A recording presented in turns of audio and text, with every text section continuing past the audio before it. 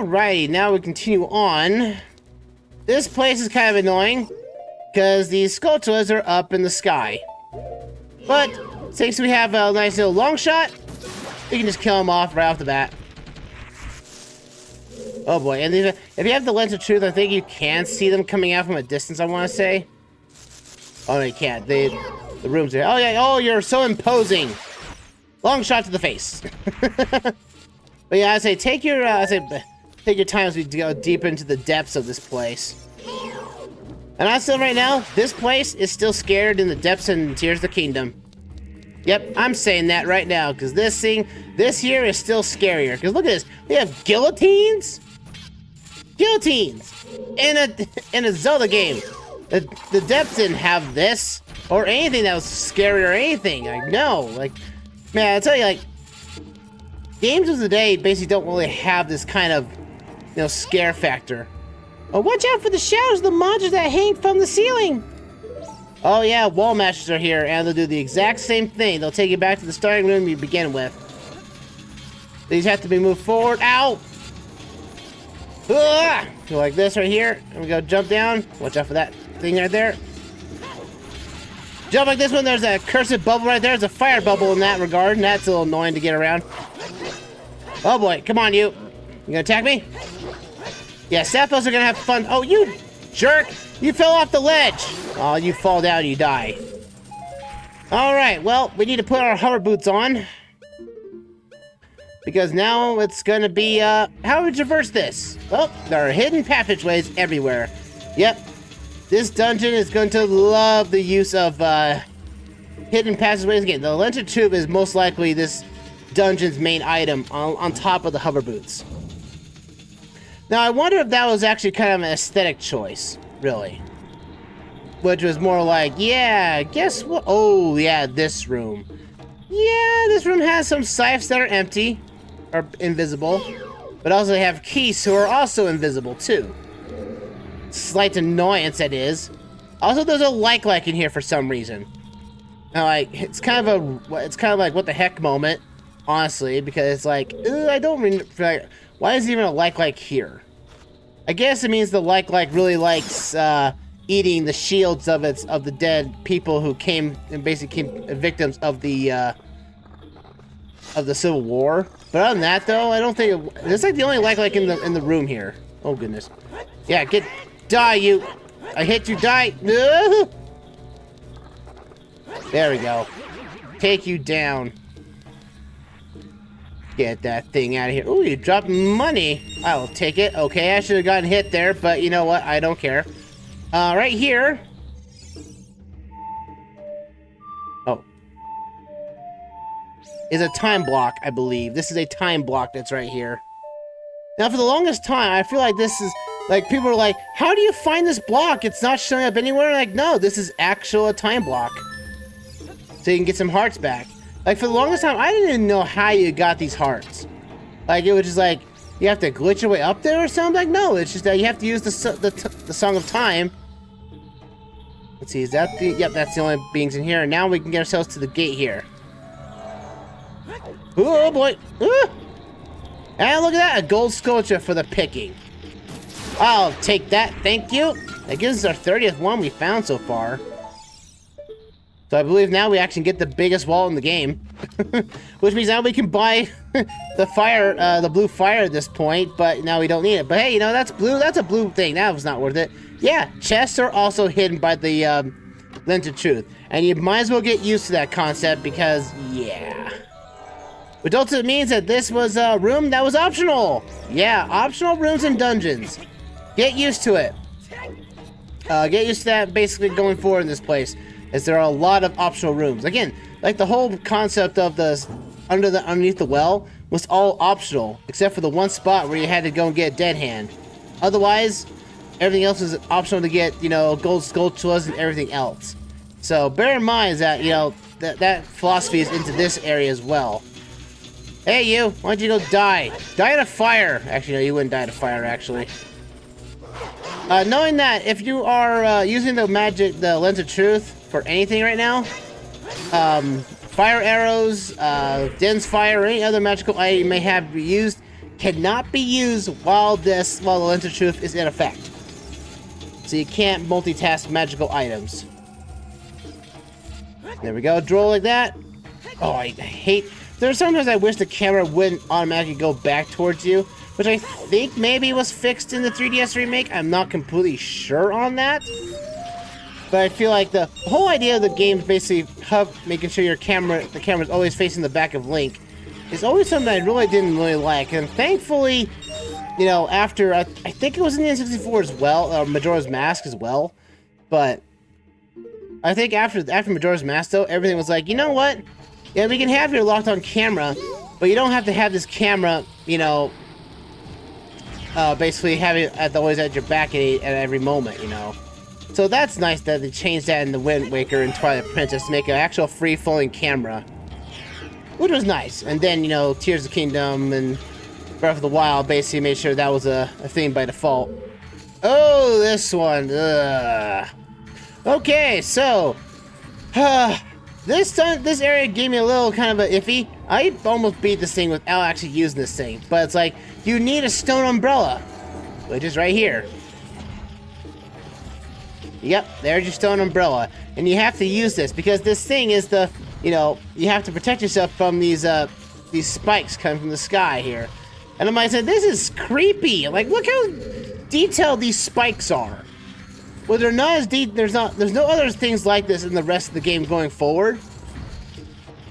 But I tell you though, I can see why a lot of people really loved Ocarina of Time back then as like the ultimate dark Zelda game, which then Majora's Mask totally basically tried to make it more darker as a result of it all. So you want to leave that to about right there so you can block both tights. And hey! There's some, that's some, hey, I was going to try to jump into you. There we go. Kill that thing off. I'm gonna do a backflip. Oh, I can't do the backflip. Oh, it's too high up. I need to get my hook shot available to me. There we go. Get that thing before it disappears. I'm gonna try to do our gold sculpture. There we go. Sweet. So now we have to pull this block even further back.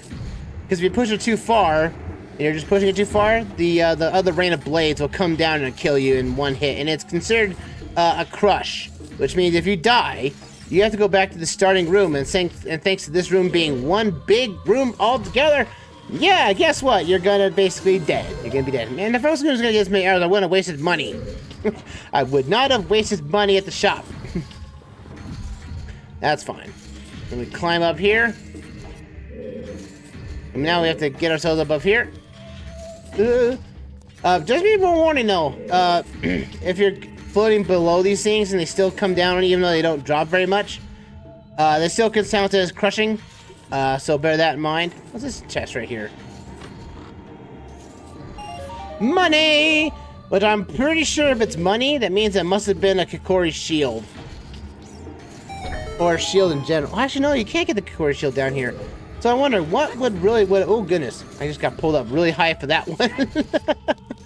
But yeah, but this room is not optional. You have to do this room because right here, I believe, is a key for us.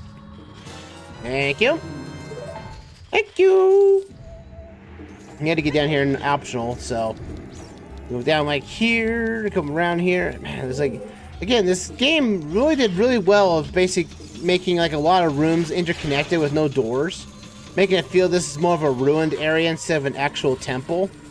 I mean, this is kind of deadly, all things considered. Like, man, I tell you, it still is by far one of the darkest temples in the entire series. Because not even Misery Mire had this type of detail. And I really don't think,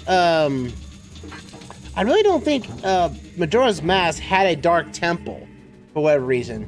I know they had, like, dark elements. Oh, yeah, the hover boots actually helps you get across, spikes and whatnot. So, bear that in mind. You also have a lot of ReDeads over here, which, again, pop the song on. And then we can basically freeze them in time. I was watching a few Let's Plays of this, and apparently, I think in the oldest version of the game, oh boy, we got frozen in time. We're gonna get hugs.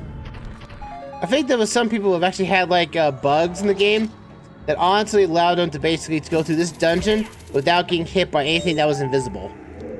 Like, like for some reason it was just that. Like you could walk over stuff and it wouldn't affect anything. Oh, can I get down there? Oh, I just jumped this one. What am I doing? I'm overthinking it. Come on, hit him. Yes! Yeah, one swipe to the death.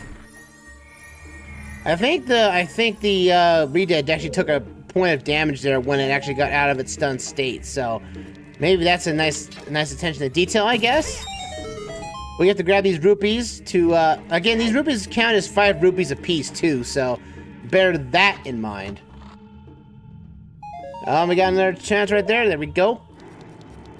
Oh man, but this dungeon, man, I tell you, this is still very dark. The fact is that manga didn't even have this dungeon to begin with, which is still kind of baffling to me.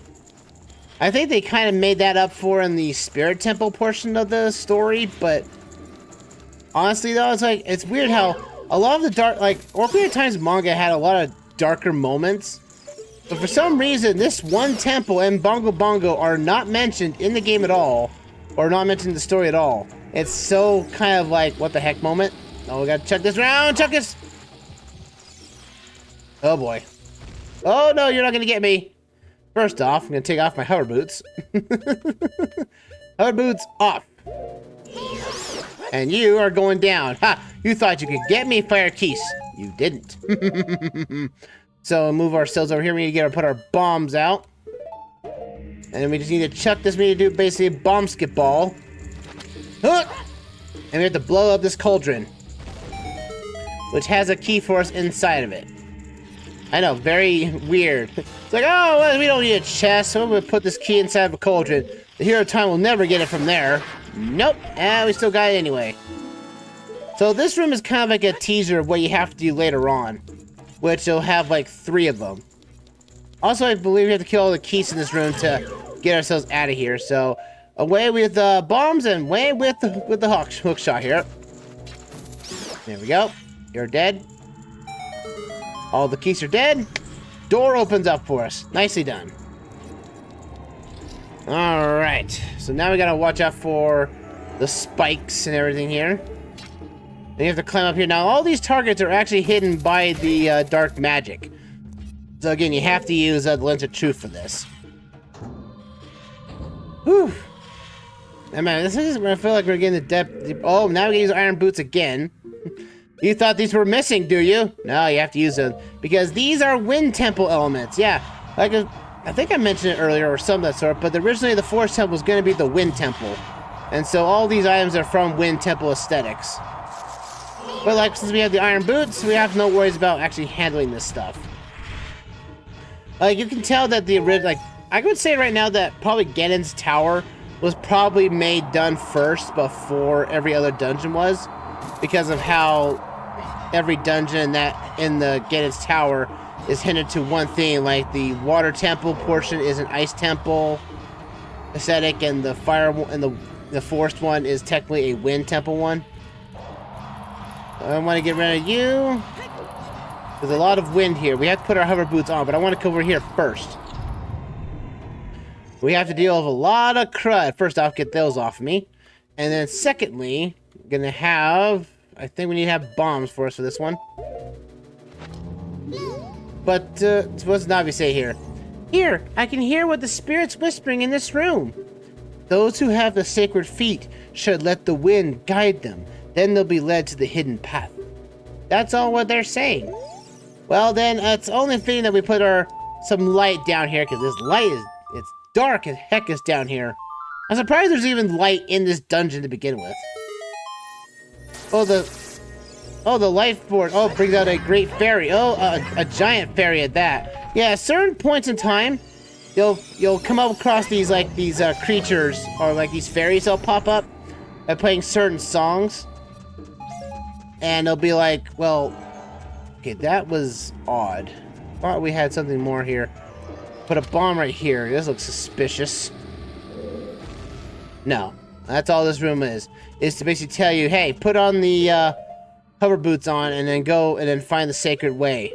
Only then you'll get across. So there you go. Oh boy, I also have this one weird light source this ice switch here that actually is kind of like a trickster. you're not supposed to hit it. It hits you. Ah, this is the room I was thinking of. This room here. It's like, where's the key? There's a locked door on the opposite side, but you can't do anything with it. Yeah, there's a hidden chest in here that contains the key, which is a real jerk move. Honestly, my first time here, I thought I was missing a key somewhere. Alright, we gotta take you down. I'm gonna hit you hard, hit him. There you go. Like, you kill the Gyptos, right? And you get a chest, you know? And it's like, okay, that's what I was supposed to do. But when you basically open up this chest, you find out it has nothing to you. It has money. You're like, well, there's gotta be something here. And if you're an aficionado of the under the well, you'll most likely see that there's a deeper, darker red of a pillar of a dirt right here. At least I hope it's dirt. When you blow that up, you find out there's a chest down in here. And you can't open the chest without the Lens of Truth, I must understand. But, again, if you want to defeat the boss, you have to have the Lens of Truth. So there's your key. And we're halfway through this dungeon already. Oh boy. And we got... Oh, I went through the wrong way. I went through the wrong door. I was like, where's the key door? As I clipped through the spike trap there. Let's go right here. And we are at the starting point of the dungeon. Yeah, I mean, ugh. we are just getting across everything else imagined here, folks. But we need to pull this block away so that we can get ourselves a shortcut if we so choose to return to this place. We can just go in the hidden path from the left and get down here without having to go through the entire dungeon anymore. Also, this place has a hidden Skulltula that's only allowable to get by the Scarecrow song. I mean, I think they got there. I think everyone is understandable that the Scarecrow song gets most of its love here. I know it is in Majora's Mask, but it's all basically overall the Scarecrow song is complete 100% optional. And I kind of hate the Scarecrow song in Majora's Mask because you have to reactivating it every single time you go back in time. It's so annoying. Let's do this here. Let's go 2, 3, 4, 5, 6, 7. Right. And we get ourselves our Skulltula song, Scarecrow song, right there. Look at that. Oh no! I thought I had my hook shot out. I didn't. Now I waste the bomb. Oh boy. Alright, we go right here. Yep. Again. Like I said, you can't get access to this unless you have the long shot too, so bear that in mind.